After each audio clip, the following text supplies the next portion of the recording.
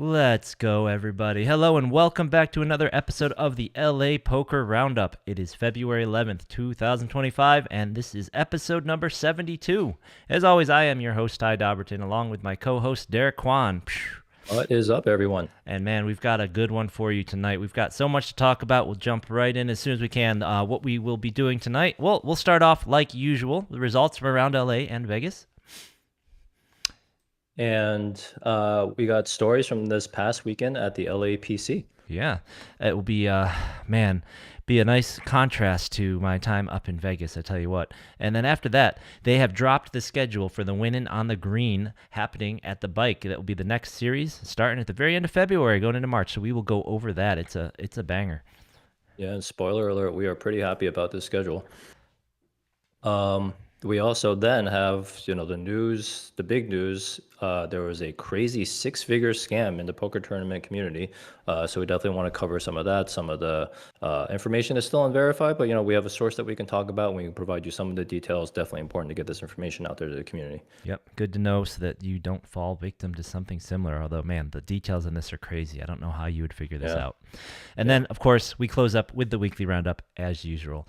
So let's jump right in. Hey, welcome. Hi, Brandon in the chat. So heading over, and Sammy as well, heading over to the results. Let's start at the Gardens with our favorite tournament director in LA who always posts and gets the best pictures of his folks. So congratulations to Sam Park. I think we said his name a couple times last week, but he did it again, and he took down another Wednesday bounty event over at the Gardens for over 4,500s. Congrats. That event had about 250 entries, so whoosh, 5-way chop there. Not bad, not bad. Congratulations. Then on Thursday, they had 174 entries, and, former WPT player of the year, Mike Chiardi, took home top in the Final Four chop there, and you'll notice some familiar names. We have Mr. Jeremy Hamey down in 9th place, and Jeremy's catching some needles from Kevin. They clearly are, they clearly have a nice relationship down there, so they're having some fun with each other. All love. Yep. So, hey, head down to the Gardens. You get to play with former WPT players of the year. You go to play their dailies. Let's go.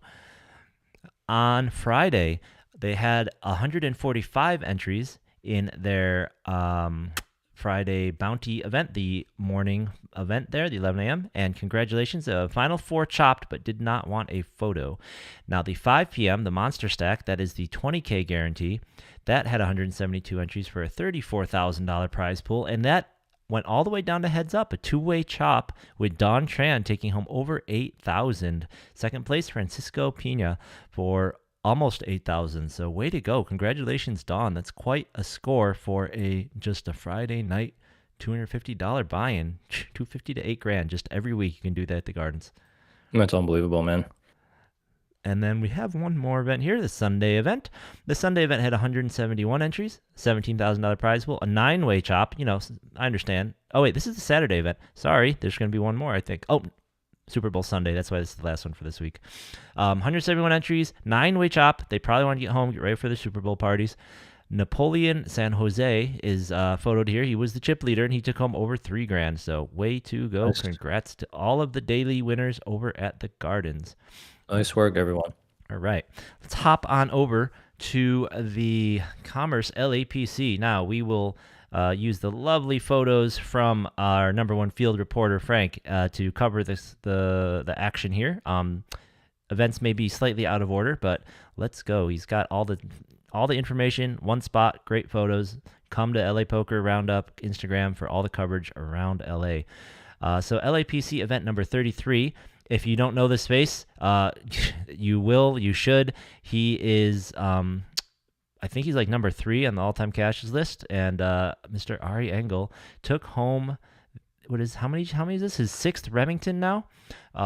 Took home his 6th Remington for taking home the 1100 Omaha 8 Stud 8 event. Now, there's only 33 entries in this event. We'll talk a little about that later. I feel like that's kind of small, but still, nice work. Congratulations, Ari. I mean, this guy's trophy case between all the rings and the Remingtons and, all the other trophies he keeps winning everywhere. It's just must be wild. Yeah, but the thing is, he's isn't he bill himself as like a homeless poker player? So like that's true. He can't keep them anywhere. Where does he do with these things? Where's he storing these things? Yeah, seriously. Over here at event 32, the 1100 Omaha 8, that ended up with a heads-up chop between Jack Pan and Patrick Stacey, and then they played for the trophy, which was won by Patrick. So congratulations to those two, top two, Patrick Stacey and Jack Pan. And look at this, Kathy Chang in number 5. Nice, good job. Way to All go. of you. Oh yeah, so Frank's pointing out Ari is also the number 1 circuit ring holder with 17 rings. Yes, way to go. Crazy. We have our number 1 favorite sloth up here, and we'll mention him in a moment. So event number 30, the XXL bounty that we'll talk all about soon, that finished up in a 4-way chop, and Mohammed Pourmandi ended up with the trophy and photo winner here. And so congratulations to Mohammed and the others who chopped this. They say anonymous with 8 bounties, but we all know he thought there's bad luck while he's playing, but that's long gone. He can no longer, they can't take it away now. So congratulations, Rob Gill getting the lion's share of the cash here with his 8 bounties for almost 60 grand. Mike Coria, the almost 55,000, and Chen Li 54,000, and Mohammed Pourmandi here in the picture for almost 42,000. So way to go. After that, final table rounded out by Alex Farahi, Andrew Kill, Aram Kim, and Jordan Christos, and George Pineda. I never knew how to say that. And George in 9th. So way to go, everybody. Yeah, nice work, and pretty tough final table there. Yeah, not bad. Event 34, the toe event, taken down by Mustafa Farah, defeated Udai Futai to get his 2nd Remington. So way to go. Congratulations. And so I don't have numbers for entries, but congratulations. There were 6 cashers here. First place, this was quite a winner's photo. I'm not really sure why he decided to go that way, but that's, if you see him, say hi. If you can recognize him, say congrats. Other cashers in this, pointing out, Ari Engel got 3rd. And we have Alan Meyerson in 5th, and Patrick Stacey, whose name I just read, in 6th. 4th place was Adam Hutchinson. Yeah, congrats all of you. More mixed game action here. Yeah. More mixed game action. The 1100 mixed triple draw. Steve Hyung defeated Michael Drees heads up to win his first Remington. And he also won his first circuit ring last November here in event number 8, the PLO 8. So he's having a nice little stretch time here, November to February. Nice, getting 2 trophies at the Commerce. So let's take a look at these results. So congrats, Steve. First place for 12,500. Second, Michael Drees for almost 8K. Third, Ari Engel again. Man, he was knocking on the door all week. He could have ended up with a lot of Remingtons if things broke a little differently. 4th place, Taxi Vargas. Congratulations, Taxi. 5th place, Ryan Coe. 6th place, Alan Kessler. And 7th place, Adam Kipnis. So talk about a final table. Oh, yeah, that's stacked. I would not want that to be my opening table if I were to dip my toe into one of these. That's for sure. For sure. All right. Heading over here on Super Bowl Sunday, event 37, the No Limit Hold'em Bounty had ended in a 3-way chop, apparently, and then they did a little playing out for the trophy. So congratulations to the top 3 who chopped: Philip Penn, David Rode, and Edgar Gabrielian. You'll recognize that smiling face if you play around here in these tournaments. And Edgar is the one who ended up winning that play out for the trophy and getting the Remington. So congratulations. 4th place, Nan Chen. 5th place, Nestor Hernandez. 6th place, Albert Choi. 7th place, Tree Din. 8th place, Razmik Isakani. And the final table rounding out with Sok Kim. So way to go. And nice also, work. Shout out to David Rhodes, super nice guy. I think he used to work at Commerce. He's a super reg at Commerce, that's for sure. We'll circle back to that picture soon. So event number 39, the No Limit Hold'em Freeze Out at Commerce, had 83 players, and it ended up in a 4-way chop among Zehao Jin, Swan Dizon, Basim Salib, and Beth Hall gets her first Remington in the Freeze Out, along with $7.5 grand. So way to go. Congratulations, Beth. And she was getting having a little fun with the winners' photos. And Frank wants to take a little credit in amping her up, letting her know she's getting that trophy today. So way to go, Beth. Yeah. First trophy. So, that wasn't long. Beth's off the list of best players without one. So, it's only a matter of time before she was going to get one. We all knew she was going to get one before you anyway. So, that's true. That's true. Yeah. So rounding out the rest of this final table, Marcel Sabag. David Uvidov in 6th. 7th, Wayne Shinsato. 9th or 8th, Rami McCullough. And 9th, Quang Trin. So congratulations to that final table. All right, let's see, what else do we have? I didn't even realize this event was on the schedule, but event number 38, $600 limit hold'em at Commerce Casino had 32 entries, and it ended with Marie Babuchian defeating Ron Carmona heads up to win $6,500 and her second Remington trophy. So the last Remington she got was also in Limit Hold'em. It appears this is kind of her specialty. She seems to only play Limit Hold'em around here, so way to go. If you want to learn some Limit Hold'em, Marie is the one to talk to. So congratulations to Marie. Second place to Ron. Third place, Dale Berner. And fourth place, Michael Casella. So way to go, everybody. Nice work. At the Venetian this past weekend, and you may notice Mr. Michael Ung, smiling face in the back. Congratulations. Michael made it to that streaming final table. Very, very pretty good table here. We got old Dan Heimiller, name you'll know, and apparently Kafir Nahum won this event years back. So a lot of gamblers, a lot of good players in there. And he's not the only LA blaster who made the trip. I also went up there. I cashed here in 20th place, and Martin Carnero 18th place, and I'm sure there's a couple other. Oh yeah, Alti Fung was up here. Let me find her name. So Alti Fung right here, 80th place. So a bunch of us made the trek up to Vegas to play in that poker bowl, and we had a little bit of success. I know, for instance, in fact, I think Alti, Mike, and I all cashed on a single bullet apiece. So nice. Well, good work for all three. Take that, firing many times. I mean, how many times did you fire into the XXL bounty this week that you played in, Derek? Three, four? Three or four. Okay, so take that 4-entry XXL bounty we got in there on one. So as I said, I took the drive up there.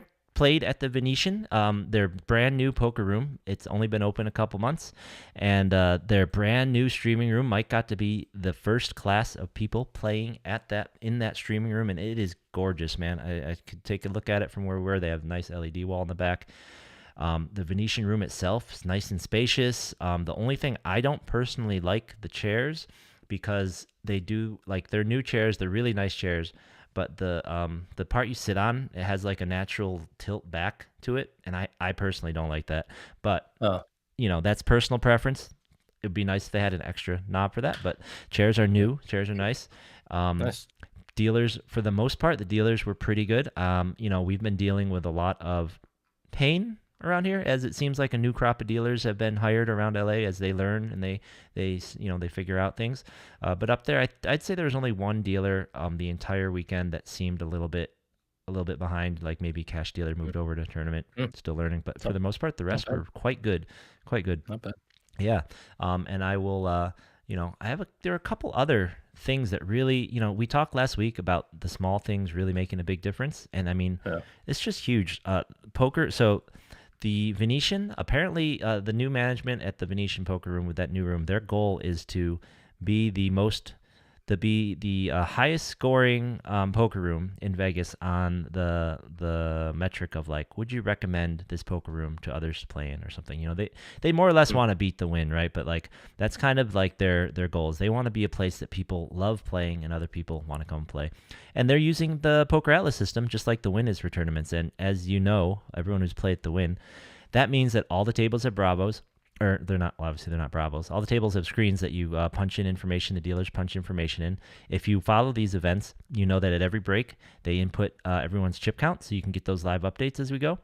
Your seat in your tournament seat has your name on it, just like when you play cash and you scan in your card, So when you buy in, they know what seat you're going to. Your receipt has the seat on it. You're entered into the system at your seat. When they table break, they come just like at the Win with the little receipts, and they hand them out. Oh, geez, there's a problem with my voice, guys. You cut out only like once a little bit for me, but otherwise it seems fine on my end. I'm not sure about everyone else. Is it persistent, or is it? I don't know. I just saw it in the chat. I do notice I'm kind of peeking out here. In the chat. Yeah. Is it persistent? Out every 2 seconds or so. I reduced some levels. I was peeking out a little bit there, so. But yeah, just like at the Win, when they break a table, they come over with the printouts with your name, with your table number on them. You'll see at the table you're going to before you even get there that who's supposed to come, name, everything. It's super nice. That's all like just really nice. And then one other thing that was interesting.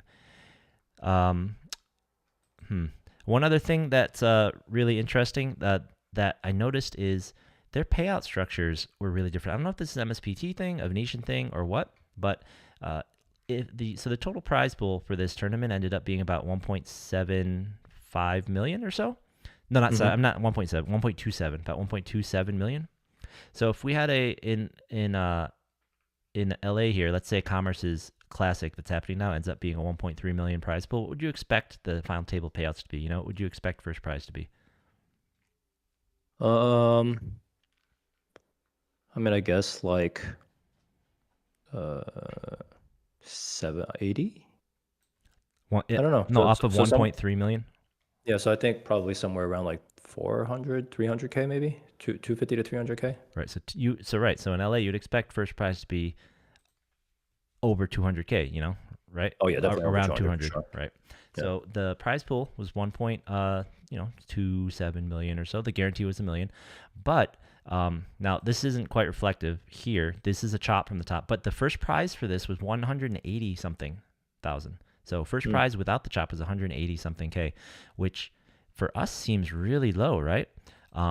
So the way they did this was interesting. It was an 11% cash. 11% of the players cashed. Okay. So that's strange, right? Right away. But even at 11% cashing, the minimum payout was still over a double the buy-ins, because the buy-in was 1,600 and the minimum payout was 34.57.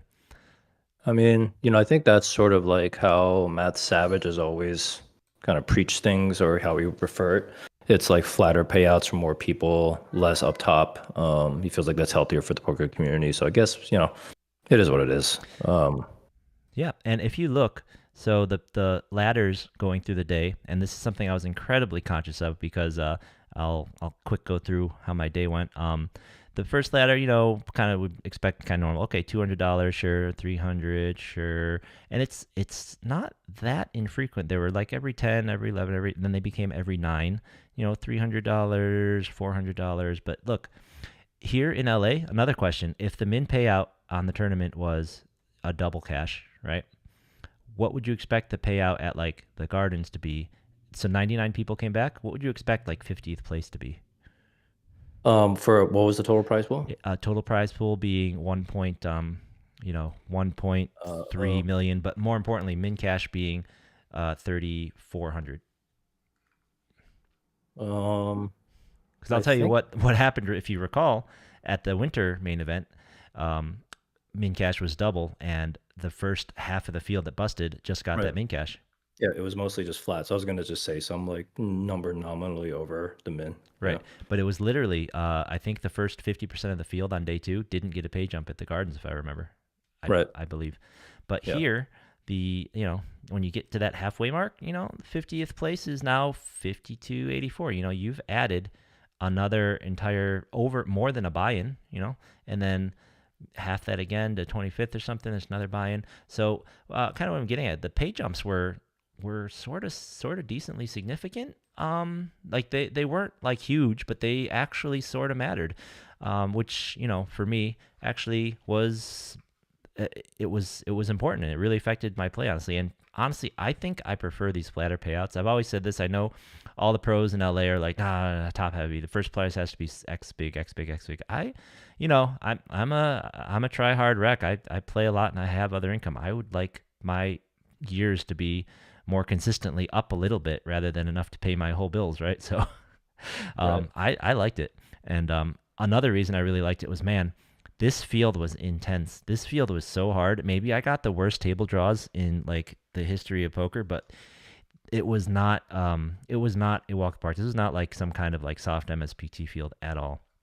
On day 1, my table, the only person to recognize at first, we got there firsthand. I was sitting down with Jeff Platt, but unfortunately he recognized at least half the rest of the table, so that means they were all regs. And by halfway through the day, I'm sitting there with Christian, who came to our circuits and final tabled a few things and final tabled the WPT main last year, along with Eddie and Scott. He was at my table along with um, the guy who eventually final tabled this thing. I believe it was. Let me find one of these guys. Shoot, this guy. All right, I can't. Oh no, I can't find his name. He finished top 20. I saw later he was quite high up, and like my table is just full of all of these Vegas regs that were quite, it's the Vegas. They definitely were not tourists, right now, and that's fine. That's fine. Playing like with the LA regs only, it's the Vegas regs. My day two tables, come on. I was texting you guys like all day long. I'm like, dude, there's like 10 million in caches at my table, and it's just not stopping. And oh look, finally knocked out somebody, and here comes Steven Song with double chip average. Oh look, they finally broke my table, and now I'm here with Ryan Lang and Danny Sepiol hanging out right to my. I mean, like it was crazy. And also, I'm sitting there. Joseph Chung was there, right? He was at my table. There's Francis Anderson, who's got like 5 million in caches. Freaking, this was intense all day long, and even these guys were commenting like, "Wow, well, yeah, I guess, geez, this is a lot more reg heavy than I was expecting." These guys are sitting around looking around like, "Geez, this is like." The impression I got from that was they're kind of sitting there saying like, "Geez, this was supposed to be an easy 1600. What are you guys doing here?" You know? Really? Yeah, I mean, the Vegas fields are always stacked like that, which is really brutal. Like, they're so pro heavy, and I would Yeah. imagine for an MSPT like major like this, there would be a lot of Oh pros. yeah, I'm Timothy surprised. Duckworth as well. Duckworth, right? Yeah, And it's I'm surprised that people thought that it would be soft. That's crazy. Yeah, That's crazy. maybe they figured because it was Super Bowl Sunday, but and Nick Papillo, and I think that part of it is the streaming room, though. I think a lot of these guys wanted to break in that streaming room, Uh, and they came yeah. close. They came close. Danny Sepiol finished on the stream table bubble, Oh so no. kind of England came in 10th. So there's a lot of well-known MSPTers here. Yeah. Um, yeah, Troy saying it was the only thing in Vegas happening on that day that was over 1K, so maybe that was part of it. Yeah. There it is. Yeah. Yep. But for me, it didn't matter how good everyone was because I never had any chips at any point in day two. I came in there. I started with like 19 bigs. I lost my first hand, was down to like 11, and there I stayed more or less all day. So I just hung out, won my all ins, and laddered and laddered and laddered till I got to 20th. So Yeah. I'll I take mean, it though. It was nice. yeah, it'd be a way to fight. I mean, it's tough to, especially at a field like that. Yeah, it's tough to stay alive like that. So good Yeah. job. So I was very happy to get out of LA for the weekend and get to have a good result up at the Venetian. It felt relaxing, felt nice. It was, as I said before, I mean these big bounties. I like the idea of them just in general that I like them better than mystery bags, but man, I still am not a big fan of Yeah, these no, all the prize pool and no, bounties. So yeah, me how neither. did things go for you guys here? Did anything happen of interest at the Commerce this weekend? Yeah, well, I mean, at least for me, like nothing super significant happened. I actually, it was four bullets that I remember now, and on the very fourth bullet, I was actually like down to like five bigs or something, going down the stretch about maybe 10 from the day two bubble. And then I was able to run it up, ran pretty good, ran up to like possibly a chip leading stack up to almost like 450 to 500K. Then I lost a huge pot to Uncle Paul, ace king versus his ace like eight or something, and he Oh, flopped an eight, which basically chopped me down to like 400. But it actually, I still made day two with like a pretty good chip stack. It was like 40 bigs. And then I just kind of played a little bit crazy going for bounties. The biggest, craziest one was kind of a type player jammed the short stack from the under the gun. There was only one player at the table that covered me, so I called with ace nine off, which is obviously something I would never do. But I called from plus two, a short stack that covered that original jammer by one chip, just called. So that was kind of funny. And then David Uvidov was in the big blind, and he actually had those two players covered, but not me. And he decided that was a good spot to basically go for it. So he just tank jammed like queen jack off or something, which I agree with. I ended up calling. The other player ended up calling, and it was basically the under the gun player at kings. I had ace nine. The other player had ace like six suited, and then David had the queen jack. So unfortunately, the player with the kings, hell, all I needed was an ace. But then that didn't come. Also, the player on my left immediately said he folded ace nine, so I was like, great. Um, oof. But basically, he ended up quadrupling with kings, but David turned to queen to basically get the bounty because the other player wasn't actually Ah, eligible for the bounty. And then I got nothing out of it. So that was pretty brutal. It also cut me into a pretty awkward stack. Ended up losing a couple. I think I went for another bounty. I kind of missed it. Trying to play a little bit spicy, ended up getting short, and I ended up busting with them in cash, I gotcha. with no bounty. So that was Oh, pretty annoying. yeah, no But bounties is just brutal. yeah, yeah. But hey, it could have been worse. Like you could have been that short stack all in player, and the dealer could have mucked your hand before the flop even That came out. was insane. Like I had already entered the other whatever the other one day that was going on. I just heard about the commotion. Um, yeah, and actually Jesse told me about it when I was coming back from break, and I saw all these people standing around. But yeah, it was nuts. It's insane. So Frank put up a post to talk about it, try and get Savage to chime in. I don't think Savage did chime in. I I got a little birdie told me DJ has emphatically said he would not have ruled that way, but situation was there was several all-ins. It was depending on if you go with Rob's recollection or Frank's recollection, that was there. But the point is there was an open, there's a call or a not call, and then the small stack went all in, and then there was another player went all in, and then there was some tanking going on. So during the tanking, the dealer just mucked the smallest stack that was all in. I mean, and Yeah, remember, guys, this is the big bounty. That means that getting that big bounty in an $800 tournament, this was worth $3,000. yeah. It was pretty deep. It was pretty deep in day two because I had busted for a while when that happened. And I mean, it's wild. Like, it's never, I want to say, acceptable when a dealer just mucks a hand of a player that is in action.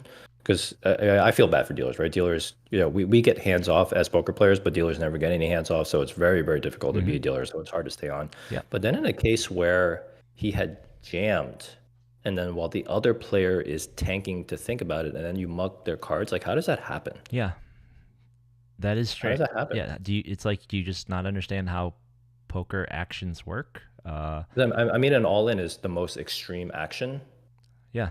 So there's an all in, And and then some more action happened, and now you're waiting. So yeah, how it could might a be hand understandable if they went all in and you just sort of mucked their hands, not knowing they went all in, but he was actually all in. You left the hand there. more stuff happened? Yeah, and then while the person's tanking, you just like threw it in. Okay. Yeah, it's I crazy. don't, yeah, I don't So know. unfortunately, the ruling from what I heard is that they ruled his hand was dead and he lost, and they ruled that the player who was in there wins the bounty, which sometimes like it's not as big a deal early in tournaments, small stacks, no bounties, but this is a $3,000 bounty. This Yeah. is massive. I don't know how would you have ruled if you were the floor in that spot. And this is I have to assume the second that hand got mucked, there was a commotion and nothing else happened. It's not like they ran the board out, hands were flipped up, things were tabled. Yeah. So how would you Yeah. have handled this? I think, if you're following the letter of the law and hits the muck, the player is supposed to protect their cards. Sorry. I think that's the letter of the law. And I don't know if you make that ruling, I don't know if you can fight against it because you're following the letter of the law. I think most of the time, even if it's not a big bounty and it's clearly, a mistake that the dealer made, I would probably give that player the opportunity to say, what are you two cards with the suits? And I would dig through the muck and try to find those two cards, right? And if I find them, I would give them the cards back. I think that's what I would do. Yeah, I think that would probably be the first thing you should do is like, look, tell me the suits of your cards, tell me Yep. what they were, and we'll get them out. And then if for some reason the dealer had mucked such that it was like crazy, or like the guy for some reason, I don't know, if that was undoable, the next best thing, I mean, I wouldn't usually advocate for this, but in a situation where it's like this and no flop had come out and no hands had been shown, I would almost say I'm almost I'm almost okay with a do-over. Like this is a dead hand. I don't know. That's really extreme, and like you said, the letter of the law is hands dead. He loses. But Mhm. I mean, in a big bounty, it's just like, and Yeah. it's like you said, it's not like it was I said all in, and instead of and then you just take my cards because you didn't hear me. It's like I said all in. The action went back around the table, and it's not even back to me yet. What the heck? So Yeah, without being there, it seems like such a major dealer error that you probably want to give the player a little bit of leeway, but it's a judgment call. And again, if that's what they decided, it's you followed the rule book. Okay. yeah, it's rough. And we talked about this last week. This is just like it's kind of another example, and it's like it's not the only thing that happened this last week. Oh, and Jesse's in the chat saying it took them an hour to make the decision, which Yeah. that begs another Yeah. question. What happened with the rest of the event? Was everyone else still playing and the clock was still running while this happened, or did the whole event pause an hour? I mean, Yeah, I holy think cow. they even pulled in somebody who was like a supervisor that wasn't like a poker Oh, supervisor right. I at this heard that company. as well. I heard they somehow Yeah. pulled in someone that someone else told me, like, I saw that guy being a floor down, like, in the Baccarat pit, and now they're up here Yeah. making a poker decision. Like, that's kind of Mhm. weird. Um, yeah, Yeah. so Troy's down with the letter of the law. Um, but so yeah, if you have to fall back on something, you do, but it stinks, and it's like, Yeah, I mean, I think the fallback is usually if it's a dealer error and, clearly a dealer error, they tend to fish stuff out of the mug for yeah, the player definitely taking do in the that. suits. Yep, Yeah. definitely fish the hand. I, In I think fact, I saw that that once at the Venetian. They did that. yeah. And typically it's just it's their way of being player centric, Yep. I guess. Wow. Yeah. And it was a 1 hour pause. So that's another thing. A 1 hour pause means it affected everyone in the tournament. So they didn't Yeah. have someone who could make that call out there on the floor, you know?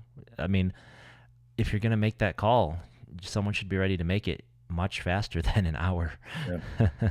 But Yeah, I've actually become almost like a little bit like crazy about this, but even when I'm nowhere near the dealer, I drop 3 chips on my card so it's like completely covered. look, I mean, And the thing is, I don't remember that actually even ever happening to me. It guys, might have, but I just don't remember it. But I still do it. Oh yeah, Bulbasaur's there for a reason, yeah, okay? yeah. This You got man big won't let Bulba. he won't let anyone Yeah, take those cards, you all got right? Bulby sitting He on will top. Yeah, he will bite you. He will vine whip you. You're not getting those cards. yeah, But yeah, like to the point, this is just another reason you need a tournament director on the floor, walking the floor, ready to make these decisions in under an hour. You know, I mean, even if he makes the same decision, even if they take a wrong decision, at least somebody's responsible and it's less than an hour. And hopefully they are looking out for this kind of stuff. I mean, if you're going to have an event, if you're going to run multiple events, right? 3 events where the bounties are half the prize pool, you yeah, need to have your dealers ready and sharp, and you need to have them ready for all the different situations, because this is so much more important in bounties, and you're running so many big bounties that this is like this is something you really need to be careful of. And it's not just this, right? So we've been talking about things that are kind of sloppy, and we talked last week with Hastings about the mixed games structures being a lot of people complaining, and they wanted to do some adjusting, or they're willing to, but it's so hard once you get started. And honestly, the numbers seem like they've been suffering this week, right? I've seen people talk on Twitter. I've seen people kind of mixed game players saying these mixed game events used to be like the second, like one of the best things in the mixed game community all years. Used to get like 100 plus people. We got like 30, yada yada, right? So it's kind of crazy. And then another thing, I mean, like it's these small things, right, that somebody should be keeping an eye on, and that will keep them out of trouble. I mean, they go through so much trouble to do these strange things that like are kind of hurting us, like the things with the registration and the long waiting to get put through the verification thing is still there. And they have, you probably have all noticed, they have those little signs on all the tables that say the game, no limit hold'em, or I'm guessing for mixed games they must have all those different ones. And these are things that they need to do for cash games. These aren't really things they need to do for tournament games. And the know your customer thing should be handled by just having a card, honestly. But yet things are happening, like the day 2 of the XXL, before it started, the payouts were wrong. They listed the payout table without enough places on it. They had listed it, I guess 73 people were back for day 2, and only 72 payouts were listed or something like that. And apparently, luckily Frank was there to help point that out and fix that for them before things got moving. But apparently that is an actual real gaming commission violation, or something like that could actually get them in trouble, as opposed to having these little signs in every table that say you're playing no limit hold'em, right? I mean, the sign didn't help keep the cards from getting mucked. Sign doesn't help other mistakes being made, and people know what they're doing, like what game we're playing. So what the heck? So that's yeah. these are the things. Now, that being said, there is hope. Like I said, they were open to making changes to the mixed game structure. They just seemed like they weren't. They are listening to some feedback and doing what they can. Like, for instance, they did announce that they are adding a guarantee to the mini main and to the closer events. We're scratching our head. How does an event with like 8 flights not have any kind of guarantee? Well, they added one. They are very small guarantees, but they are, they're there. At least they exist. And they show some that they are willing to kind of do some of the things, if they're easy things to do particularly, but that at least they are making some adjustments, right? Yep. Yeah. All right. So that was Commerce. Like I said, I'm pretty glad I was up at the Venetian. It's a nice little change of pace. I'm sure the chairs will get broken in, and maybe they'll start sinking down a little bit for me, so it'll be more comfortable for me, Yeah. Yeah. All right. But, speaking about listening to some feedback and trying some stuff out, let's talk about this bike schedule, man. This Winnin on the Green schedule, I am so excited for now. Like, typically the Winnin on the Green schedule is one of my least favorite ones. I'm like, oh, great. Okay, it's like 2 quantums, one other weekend, and a weekend of dailies. That's it. Or 1 days, rather. I'm over it. But this schedule, holy cow.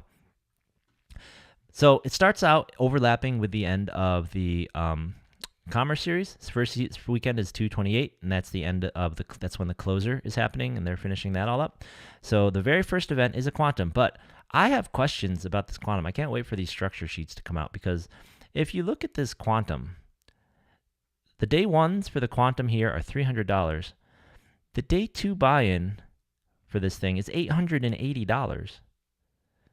Are we playing day ones where 1 in 3 bag? Like, is that what these $300 buy-ins are? Is maybe 1 in 4? Is it gonna be 25% bag rate on these things? I mean, that's weird. But what I like about this is I can just ignore all those, because day 2 is on a Saturday, and as I pointed out, it's only $880 buy-in.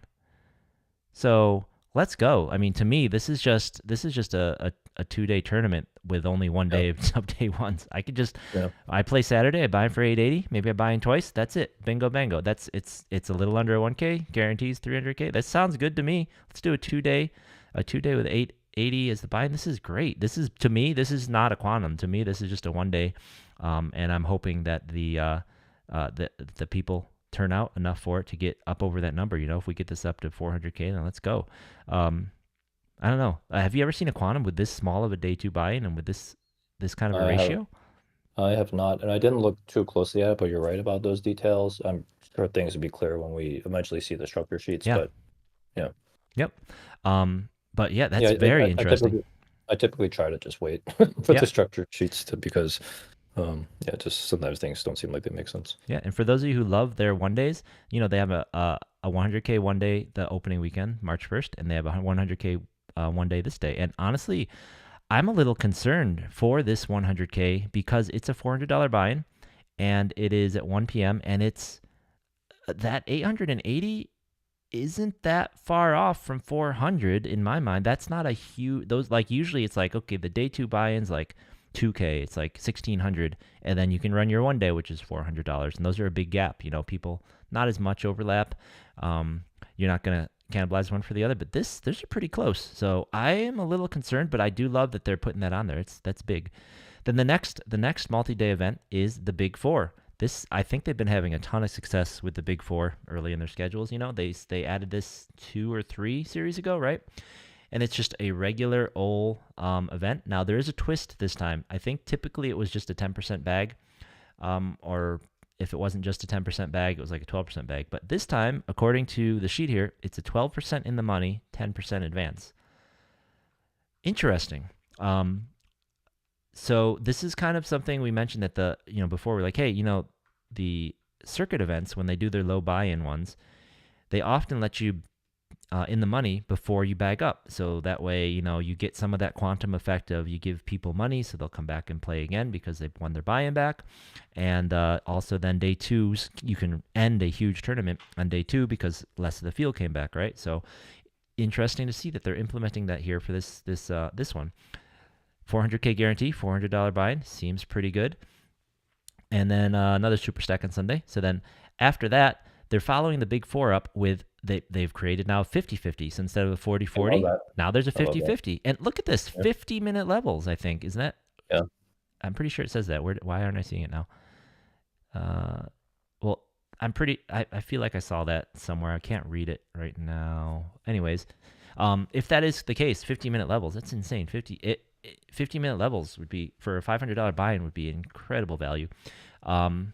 and you get 50,000 chips. So same thing, 12% in the money, 10% advance, and it's not a quantum, right? It's just you have to beg up on 1A to get into day 2. So let's go. Oh yeah, there it is. 50-minute. Oh, maybe it's just 50-minute levels on day 2. I bet day 1 is a little slower or a little faster, but that's still Yeah, fine. Day 2 is 50-minute levels.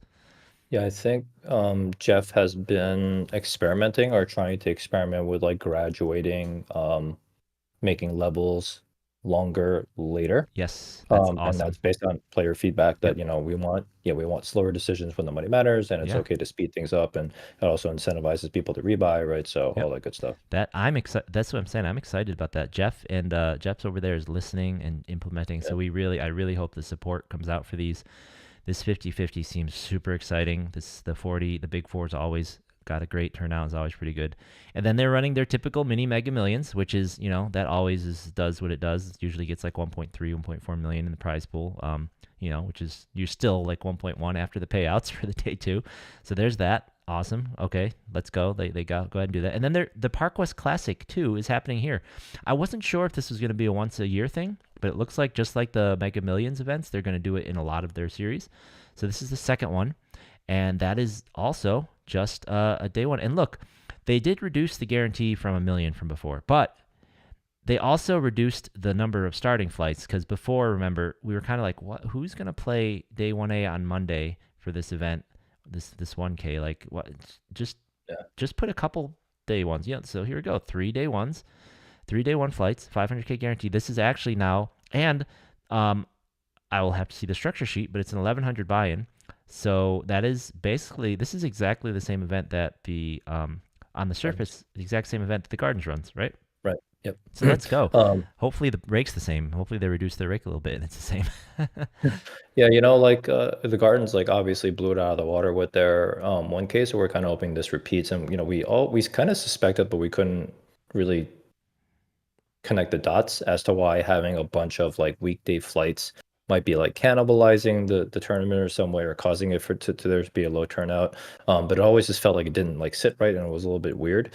So hopefully that this one, and I'm actually glad that they set the guarantee a little bit lower. It's fine. I Yeah. think we should blow that 500K out of the water. Yeah, we'll kill it. And I mean, for me, one of the things I think is a problem with the early flights is that if you have so many flights and people start checking the numbers, it looks really lukewarm. It looks really underwhelming. It's like, oh, they've had 4 flights and the prize pool's only whatever. I just feel like that can get people like less excited about coming. If you know. Yep. Yeah. So and then they finished with their Mega Millions as usual. And then the other thing I want to point out is all of these multi-day events, except for the mini and the Mega Millions, they're all day 2 or final days happening on Sunday. With that first opening quantum, like I said, with their day 2 being on Saturday and then day 3 being on Sunday, it feels like just a normal tournament where day 2 is on Sunday and you're going to wrap up on Sunday. I mean, I am very excited about this schedule, and I really hope everybody else is too. This is, they still have their megas, which is, they got to get those prize pools, but Yeah. this is awesome. I love it. So, Jeff, thank you. This is really looking great. I love this schedule. The only thing I'm concerned about for you is that 1 day 100K that coincides with the first quantum. But man, I really hope get out there, get playing. This schedule looks awesome, and I can't wait to see the structures. Yeah, it's gonna be a good one. On that note, I've gone through and I've added the events for the Player of the Year onto our events Player of the Year sheet from this schedule already. And Frank, I had just enough time, barely before the show, to update our Player of the Years as well for what they've posted through Commerce. So this is now updated up through this last weekend at Commerce, and you'll see that old Paul Wynn still on top of the points, along with Elvin right behind him. Derek has pulled himself into 3rd place. And What? then I don't know how, but you're in 3rd. So, you've been cashing stuff that counts, man. Beth Hall, 4th place. Well, I'm having a really rough January, so Hey, well, this crazy. is not this is not how much money you're making. This is how many points you're getting. And just to point things out, this is kind of a side effect, right? Like, you are the lowest casher in the top 10. Yeah. Right. Yeah. So Right. that would go along. I mean, that means you're trying very hard, but you haven't gotten the big score, right? So like, Yeah. Mark here is the highest casher, and he's in the top 10, and he's probably played the fewest events that count, probably, right? So, Yeah, I really like this formula. It does just balance all the things pretty well, I think. yeah. So this is consistent results, and this is also you got a lot of points for these chops where you cut your prize money way down to get points. So you got to accept that. But yeah, fourth Beth, and then Armin has jumped way back up into the top 10 with his second place in the one-day event there.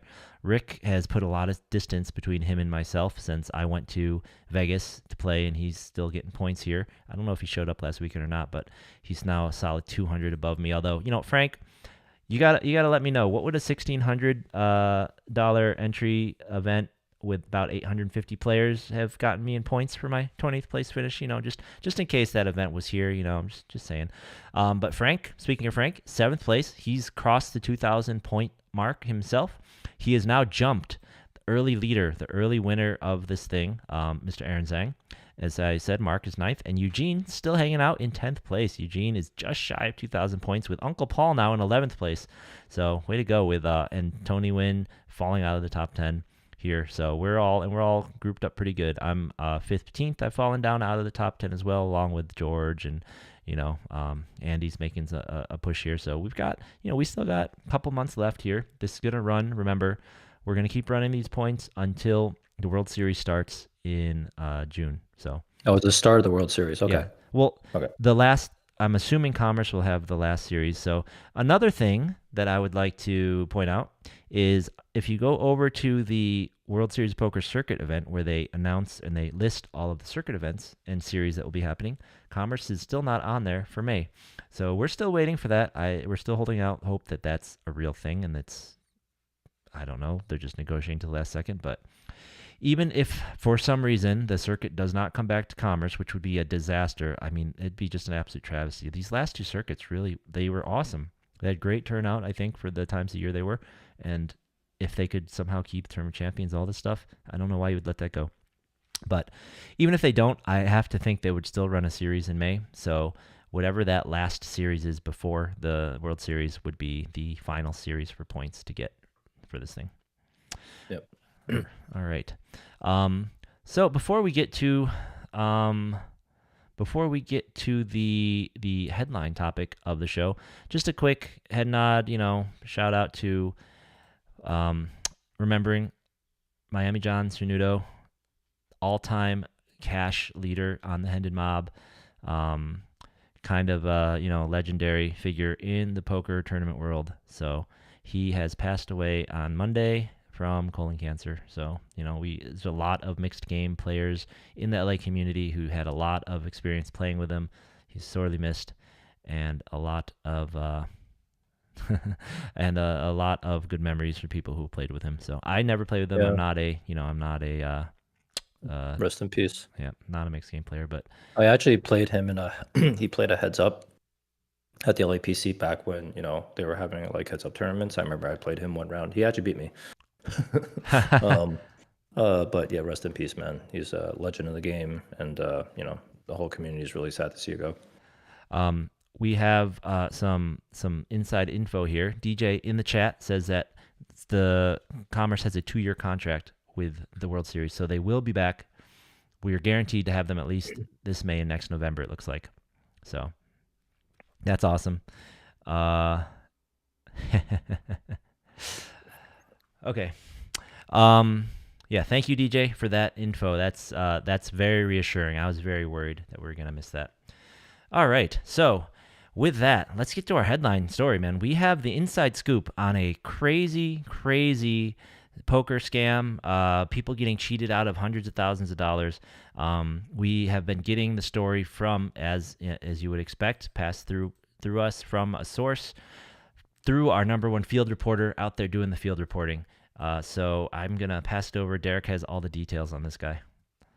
Yeah, so definitely this is wild, but when I learned a little bit more about the actual scam, it wasn't probably as crazy as I thought it was, but it still is pretty crazy. I could see how it's possible. So basically, our source is a local poker player. I actually met him over the weekend at the bounty, at the XXL bounty. Actually, pretty strong player, very theoretically sound. Was talking to me about a hand that he played. His name is Wes Zong, if you know who that is. But he seems like to be a pretty reliable source. But we're gonna basically tell you what happened here. We can't give too many details about which tournament it was and who the people were. But I think that probably more information will be coming out in the next couple of weeks. But let's just tell you basically what happened. Um, there was a major poker tournament that happened over the last couple of months, and one of the players that shipped, a lot of money in it, had a bunch of investors. He sold a bunch of action, and he was messaging with these investors in Telegram. So people are familiar with Telegram. It is, a chat app that I think has like, high encryption and all that kind of good stuff. It's also pretty secure. So basically, a couple of days after he had won the tournament, he got locked out of his Telegram. When he logged back in, it looked like everything was normal. He was in a chat with his investors. I think there were like 8 investors or something like that in the Telegram with him. But what had actually happened to him was his account got hacked. And then after they hacked his account, what they did was they went into his contacts. They found the 8 investors and replaced them with 8 fake investors, like that looked like them. Then they also created a fake chat and put the 8 investors in it and put him in it.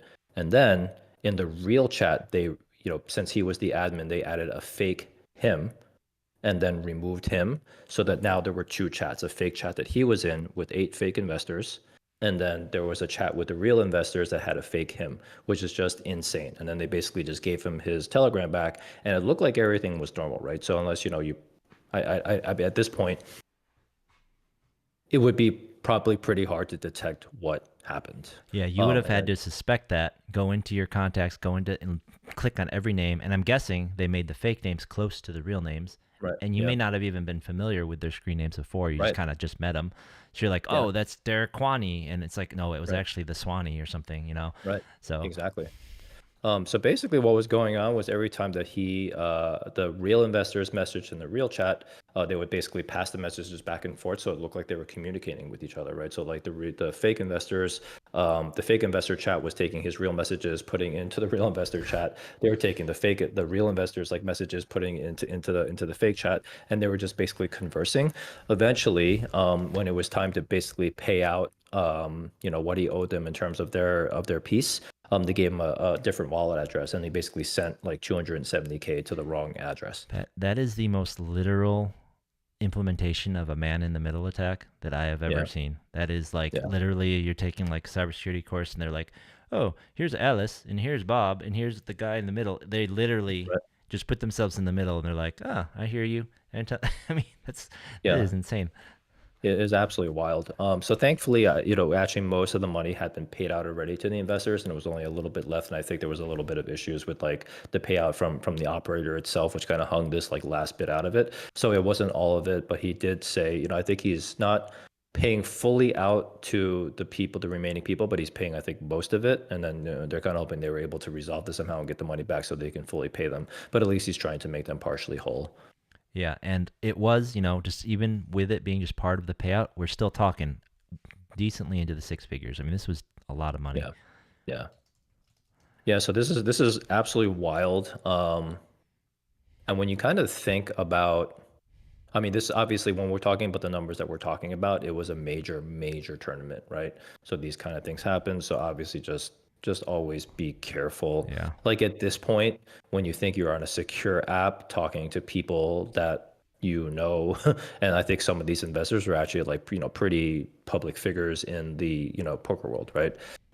It's just wild. Like what can you trust? So just always be careful with all your transactions, especially the big ones. Yeah, absolutely. I mean, if you're dealing with a lot of money, just double, triple check, write down everything. I don't know. Like, I, I can't even imagine.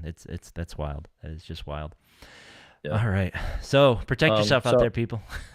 Yeah, so I would expect that some information is to kind of come out about this like eventually, a little bit more publicly, but at least we were able to get this information out. So thanks again, Frank, and thanks get Wes for letting us know. And then hopefully maybe we can even have some of these guys on eventually after this all like kind of blows over, and hopefully things resolve well and they can tell us a little bit more about it.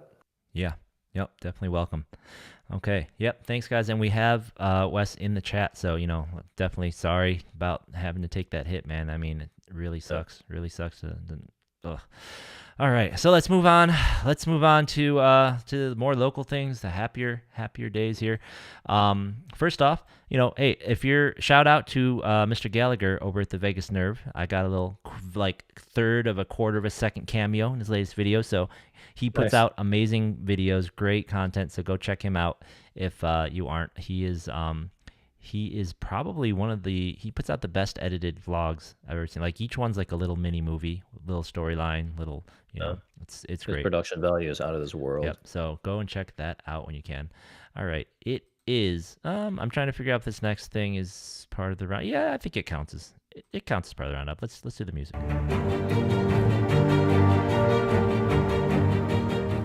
All right. So obviously, we will circle back around to the LAPC. That is what's happening the most. But just wanted to let everyone know the Commerce is doing another free roll challenge. So March 9th is going to be a big day. There are 2 free rolls happening, one at the Commerce and one at the Bike. The Bike has got their free roll that will be happening, and you earn entry into that either by playing cash or by entering their Saturday and Sunday weekly tournaments. And the Commerce is doing a cash free roll. So if you play cash, they will be holding actually 2 free rolls that you pick from. So you play the qualifying number of hours, and then you choose whether you want to play the No Limit Hold'em free roll or the Limit Hold'em free roll. Hey, Marie, they're doing a Limit Hold'em free roll, just so you know. Just putting that out there for you. And then, yeah, talking about the LAPC itself, right now, today was the very first day of the LA Poker, or the LAPC Commerce Classic. Classic. Yeah, LAPC Commerce. Classic. Yeah. And they had a pretty good turnout, 147 players today. So, maybe we're wrong when we say don't have so many flights. I don't know. Or maybe LAPC just has a certain cachet, because 137 players for a Tuesday flight, I think that's pretty good. I think that's pretty darn good. So they've got a good start here. I know, like I've been saying, this is the one that this is when the schedule came out. This is pretty much the only thing I was really excited about, was like, hey, that one game. And it's not just because I final tabled last year. This is the one. Seeing all those bounties was just like, ugh. Oh, and another thing about the Bike schedule, not a single big bounty event in it.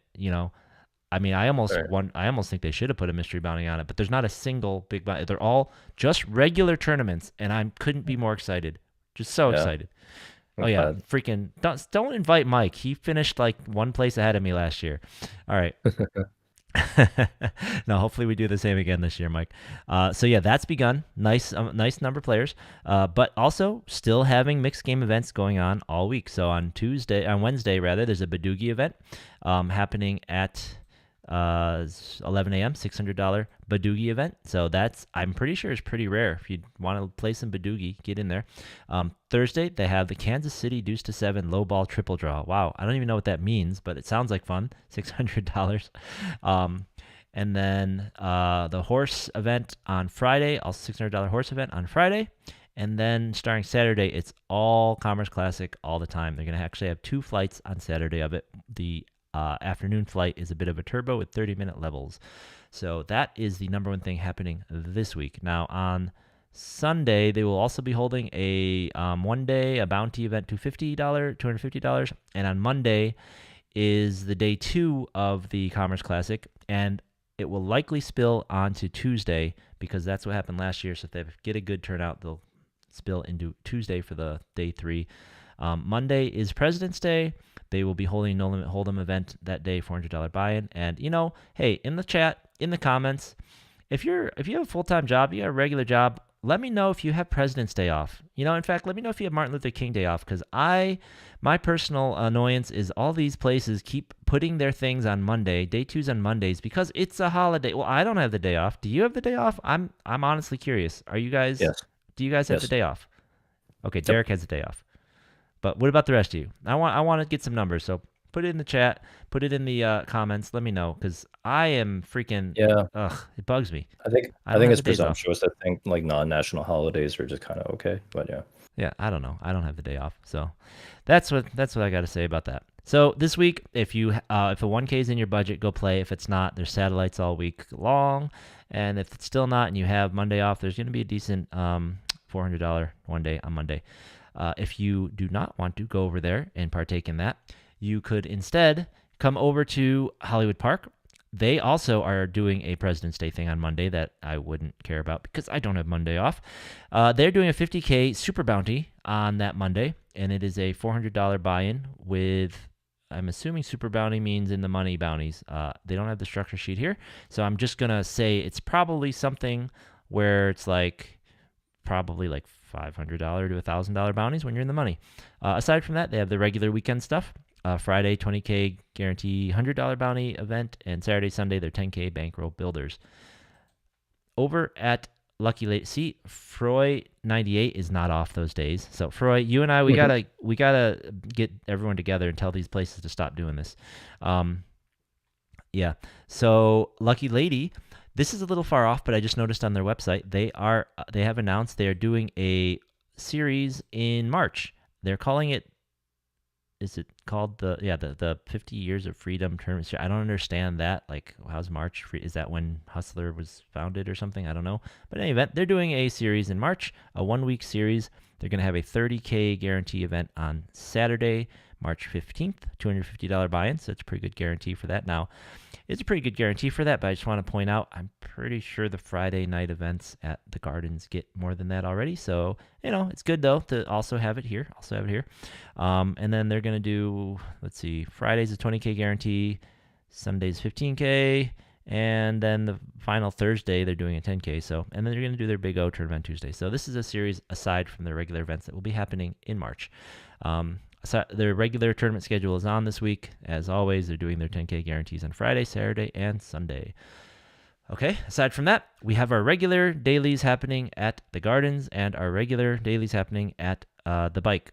And as I said before, the Bike has a free roll for those who enter enough events.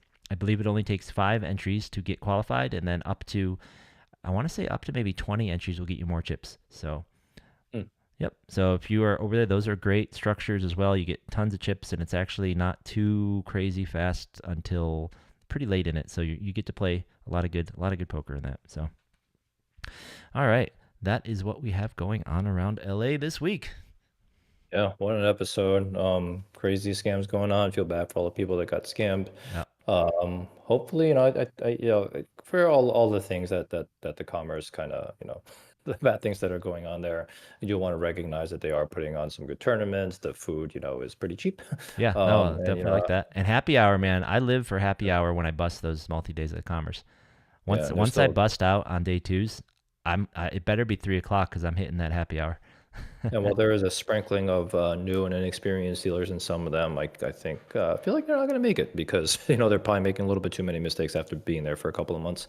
But most of the dealers are still all the super strong LA dealers that we know. The floor people are all they're getting put in. You could see like the issues that come up are ones where you and I are just like, oh, this could go either way in terms of a decision. So it's tough, definitely tough. No, those are tough spots. Yep, absolutely. Yeah. That's why you got to have that person. The buck stops here. The person who can just say, all right, it's on me. Here's the decision, right? Yeah, but our reporting on this and also, all the community's like complaints about everything, hopefully everyone knows it's actually constructive criticism. We all want what's best for poker. Yeah, absolutely. And come out to this 1K. It is going to slap. It Yeah. is, It's gonna be a big 150 one. people already in the first flight. This thing, Yeah. if I recall last year, I think it got to what did we make it to last year? Like 1.7 million prize pool, I think. It was high. It was really high. It was like Yeah. 1.7 million. So I would anticipate it getting to around there again because these numbers do not look that low. So yeah, let's gonna be a big go. one. Let's go. All right, guys. That's all we have for you this week. Thank you for joining us as always. I hope it was fun. I hope you learned a little something. And remember, I want to know how many of you have President's Day off. Let me know.